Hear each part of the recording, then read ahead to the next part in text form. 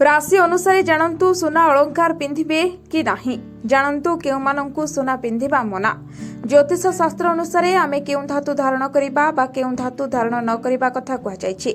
जदि आपण एहाकु न मानि किछि एमिति जिनिस पिंधुछंती तेबे आपणक सह किछि ना किछि अघटन निश्चय होइथाय, किंतु आपण जानि पारंती नाही कि आपणक सह ए सब अघटन काहेकि होछि। एहा पछरे अनेक कारण थाई पारे, किंतु गोटे कारण हेउछि ज्योतिष शास्त्र, जे आपण धारण करुतबा धातु जिनिस प्रति विशेष प्रभाव पकाइथाय। तेबे एही क्रमरे कोन आपण जानिछंती कि केउ राशिंकु सुना अलंकार धारण करिबा मना। तेबे आसंतु जानिबा। मेष, कर्कट, सिंह और धनु राशिर लोकंक पई सुना पिंधिबा शुभ होइथाय, कारण एही राशिर लोकंक उपरे एहा सकारात्मक प्रभाव पकाइथाय। सेही भଳି वृष, मिथुन, कन्या और कुंभ राशिर लोकंक पई सुना पिंधिबा अशुभ होइथाय बोली ज्योतिष शास्त्र कहिथाय। फलरे एही राशिर लोक एहा प्रति विशेष ध्यान देबार आवश्यकता रहिछि।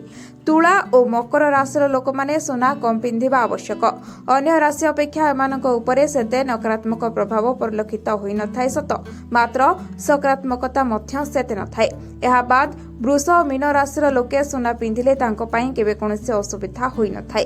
फलरे सेमाने सहजरे एहाकु परिधान करी अलंकारे निजकु सजेई होई सुंदर लागि परिबे।